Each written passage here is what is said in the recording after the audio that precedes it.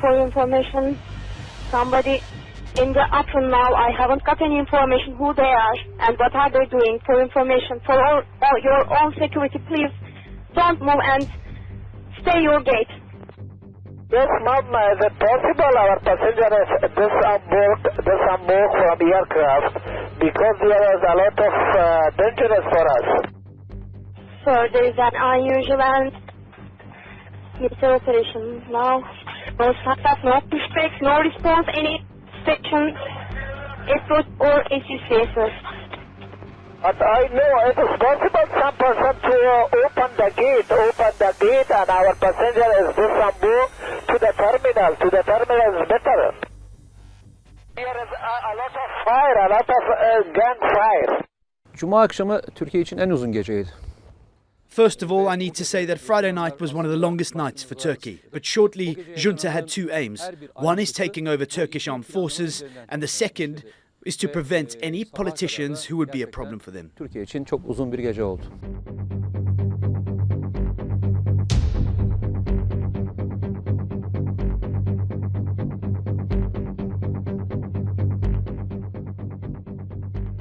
They came in a with a very aggressive posture, and they had like their rifles in their hands, and they were ready to do something. We don't know exactly what. My first reaction was just confusion. We started to get all these reports on social media and on the news wires that there were low-flying jets in Ankara, soldiers closing off the bridges in Istanbul. We're very close to the bridge.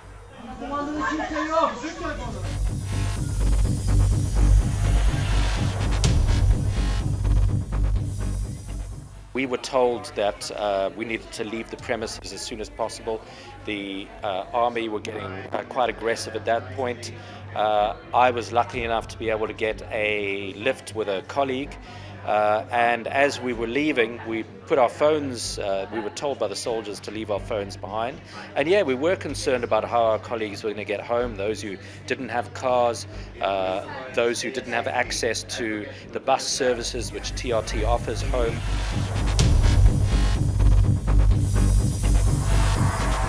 Hiçbir vatandaşımızın zarar görmesine müsaade edilmeyecek. Kamu düzeninin bozulmasına fırsat verilmeyecektir. Hiçbir ayrım yapılmaksızın tüm vatandaşlarımızın ifade özgürlüğü, mülkiyet hakkı, evrensel temel hak ve hürriyeti Yurtta Sulh Konseyi'nin teminatı altındadır. İyi akşamlar. İyi akşamlar efendim, buyurun. Good evening. These latest developments, in fact, come from a minority within our armed forces. This is an act that was supported and led by that infamous group that we refer to as a parallel state structure. I believe that as a nation, we will give the right reply to this act and that they will be punished because they are acting against the unity and integrity of our country. Now, I want to call upon my nation. I want to invite you to come to the squares and airports of our cities. Let's gather together in the squares. Let's let this minority group bring their tanks and cannons and let them do as they wish to the people. I don't recognize any power superior to that of the people. Halka orada yapsınlar. Halkın gücünün üstünde bir güç ben tanımadım bugüne kadar.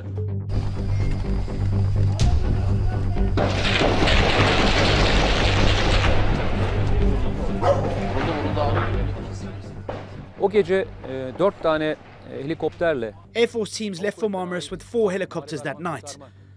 While they were leaving, they said something important in the helicopter. You were going to come into our den, now we are coming into yours. This radio talk among themselves was picked up by the National Intelligence Organization.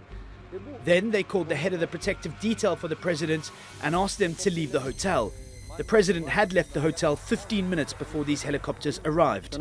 Otelden çıkmıştı.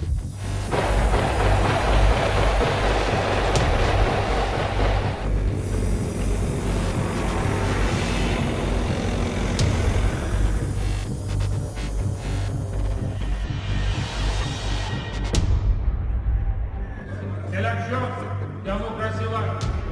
Güçlü Türkiye var. Kaplıca meydan, seleksiyon,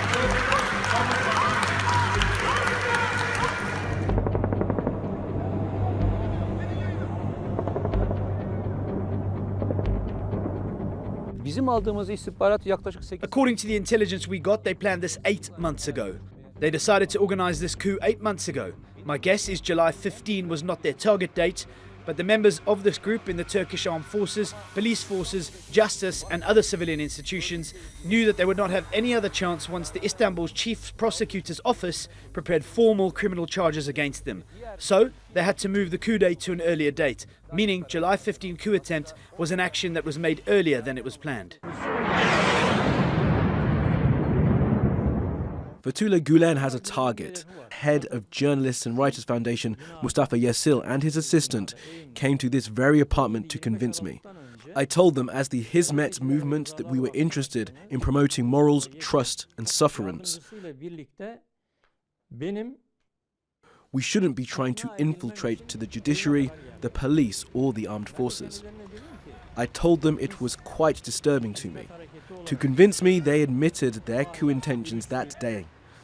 They said that Gulen said that in order for us to survive in this part of the world, we must be part of the Turkish military.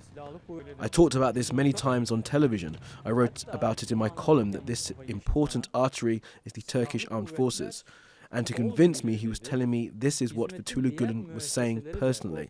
After hearing this, I was convinced that there was preparation within the armed forces for a coup.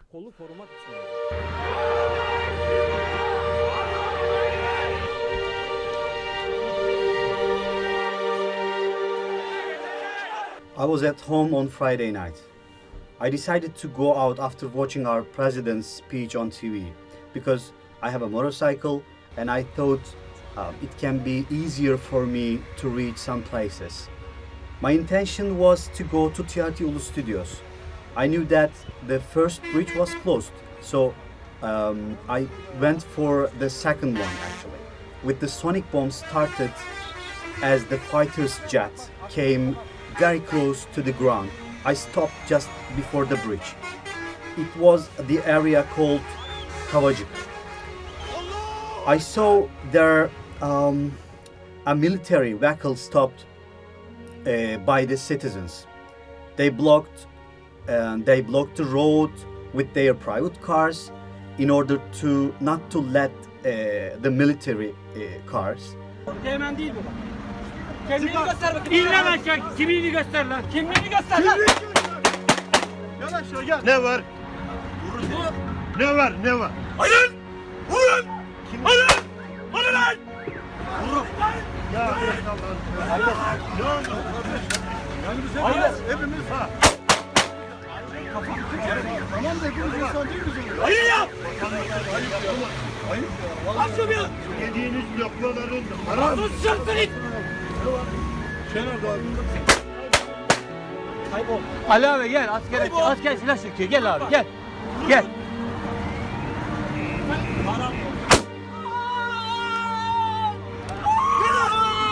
Çabuk çıkın!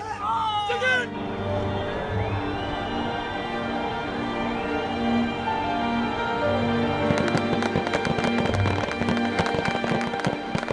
With my personal experiences during the coup attempt, I was located on the bridge, and most of the people there that I witnessed went there after the bridge was cleared. After the protests broke out, people made their way to the bridge. Before I got onto the bridge, I was located in front of the president's home, and there were announcements being made telling us not to go to the bridge because there was a fire against civilian targets.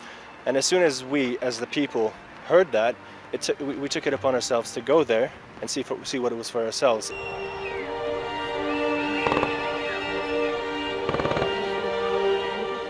While we were on the bridge, we had lots of gunfire targeted towards us. In the process, there were people right next to me who got shot down. We had wounded, we had people dying, pools of blood everywhere. So to be honest, it was a shocking experience.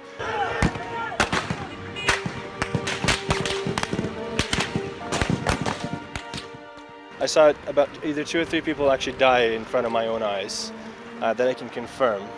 The others were just injured. The violence was actually pretty terrible. There was deliberate gunfire. There were tanks firing shells at us. There were F-16 fighter jets making flyby maneuvers to somehow scare the crowd to leave.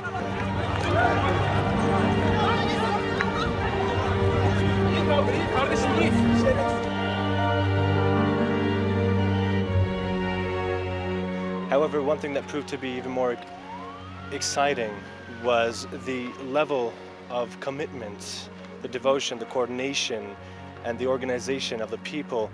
Of course, we were all in shock, we were fearful for our lives, but in the end of the day, we put all of that aside and we did everything we could to protect one another, and we helped one another as well.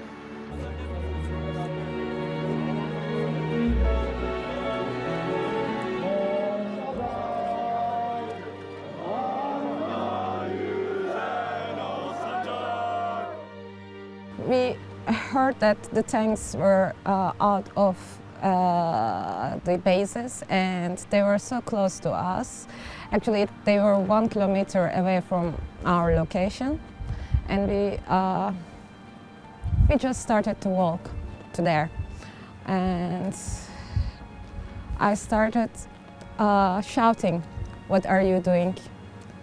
Whose soldiers are you? What are you doing here?" And I started tweeting, taking pictures and showing the people what's really going on there.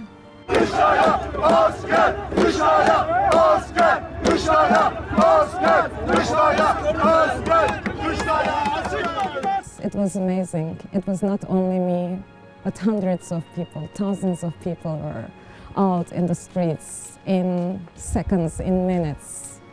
And I know that I was not alone. The whole country, the Turkish people, showed that they will not let that happen again to our country. Tamam.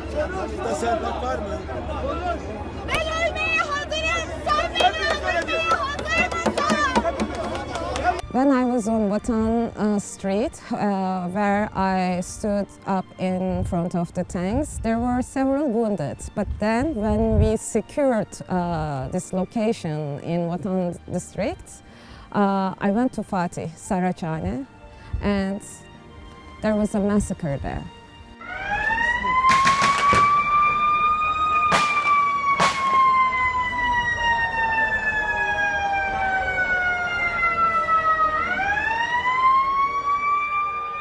Tens of friends died, and an 11-year-old boy died in front of my eyes. He was 2 meters away from me, and he was shot in the head.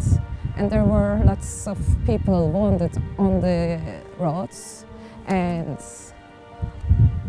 it was crazy. There were sirens, there were gunshots. It was like we are in a war.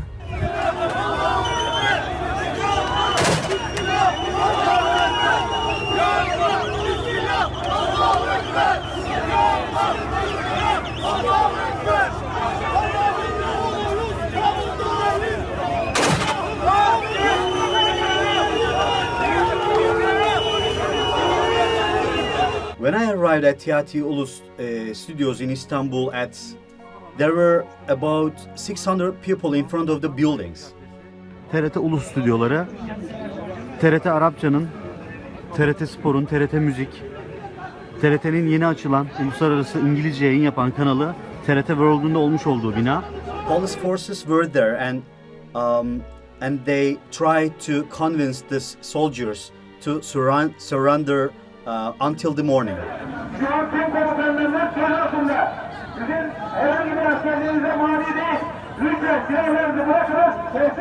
Sonic booms continued and the soldiers started to fire.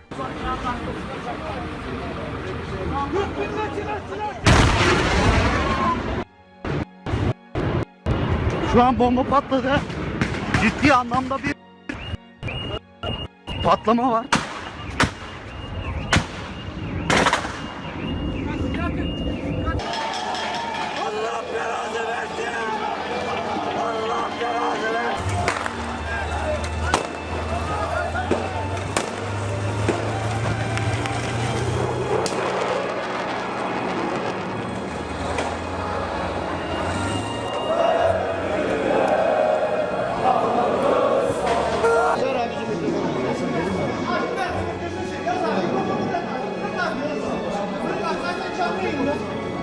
Mehmetçiğimiz olarak, Mehmetlerimiz olarak şu anda karşınızda bulunan halka, sizin annelerinize, babalarınıza, kardeşlerinize karşı silah doğrultmanızı asla kabul etmemiz mümkün değil.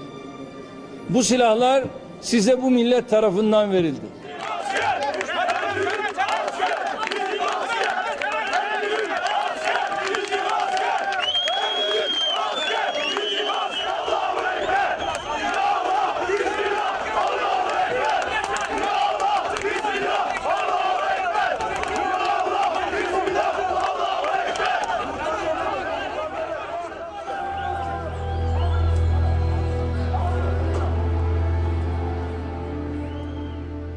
One thing with regard to the soldiers was there was deliberate fire against civilian targets.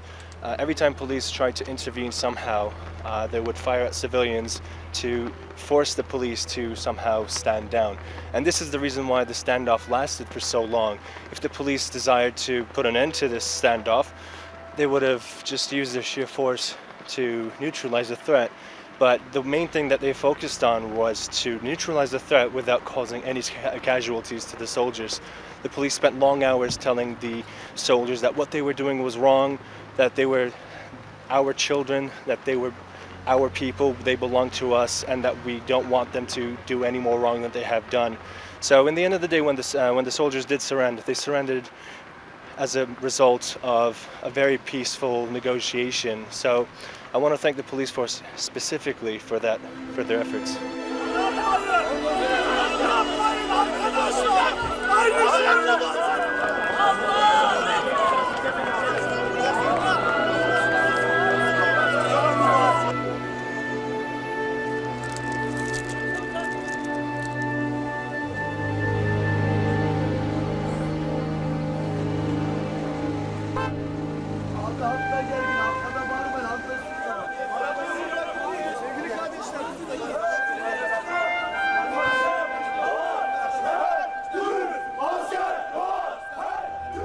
With the early morning lights, they finally surrendered, and I was allowed into the building. When I got inside, I was shocked as they broke the doors, tried to cut the random cables, and broke the window of the praying room and the cafeteria. Evet. Şimdi size bahsetmiş olduğum TRT'nin alanı çok geniş bir alan gerçekten de. Actually, right now I'm thrilling. I salute Turkish people. I salute my people that showed the world they would stand up again any second. They will not hesitate any second to stop any attack against their country. And I was there. I witnessed that. I was a part of it. And today I'm standing right here thanks to my people.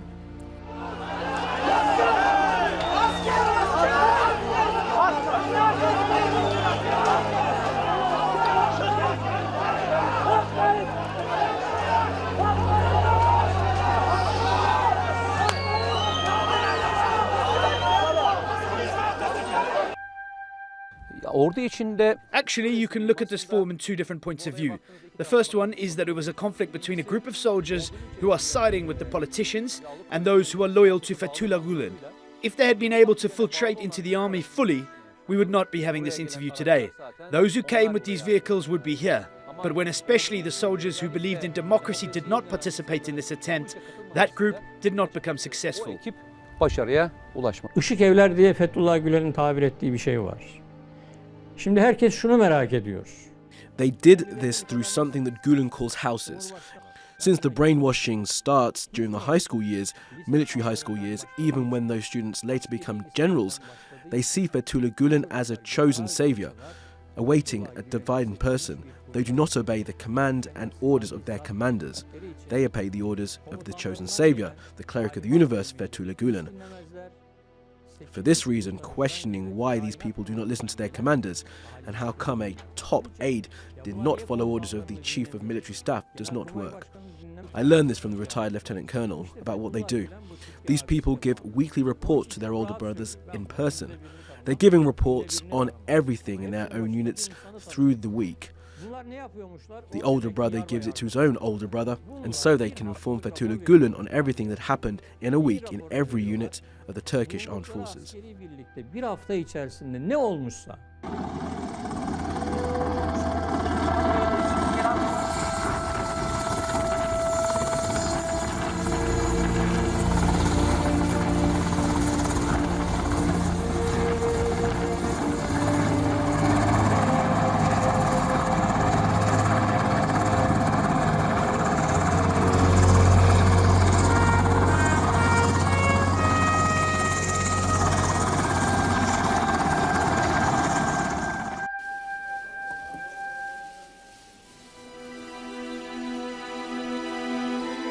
Maalesef bu kalkışma bastırılmıştır. Ancak şehitlerimiz vardır. Toplam 161 şehidimiz şu ana kadar mevcuttur. 1440 yaralımız vardır. Bu aşağılık kalkışmaya Darbeci misiniz? Acele.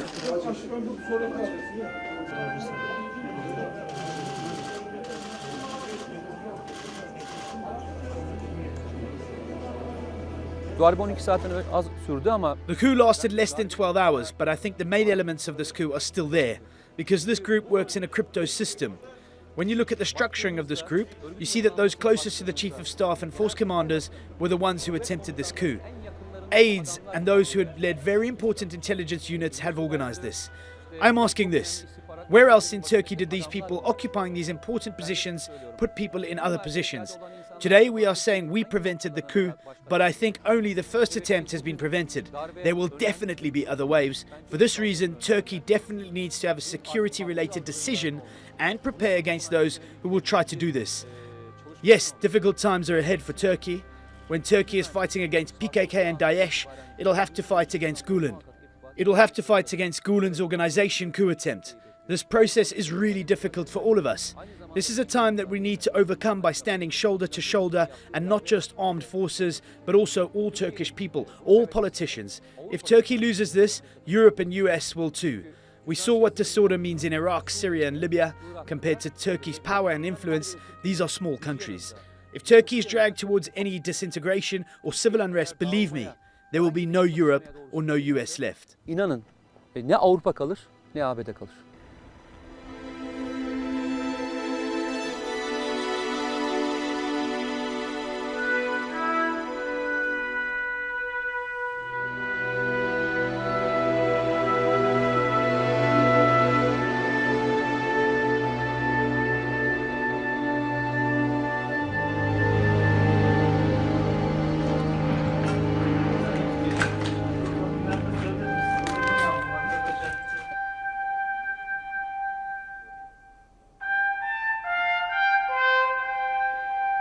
The terrorist organization has now been dealt a blow.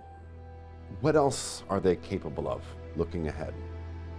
Şimdi Fethullah Gülen bu işin başında olduğu için o Türkiye'ye teslim edilirse kesinlikle bu hareket sıfırlanır. Since Fethullah Gülen is the leader of this group, if he is extradited to Turkey, then this group will diminish to nothing. And his men will be like fish washing up on the shore.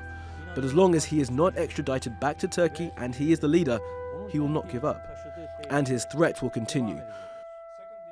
Darbeden sonraki günlerdeki operasyonlar... I'm looking at the operations after the coup attempt, and I see that there is a serious amount of cleaning in the judiciary, ministries and armed forces. Their strength will be weakened, but where are the hidden men? Where do they have sleeping cells? I think the threat is ongoing, since we do not know where they are. Halen nerelerde uyuyan hücreleri var? Bunları bilmediğimiz için bu tehlike bence devam ediyor.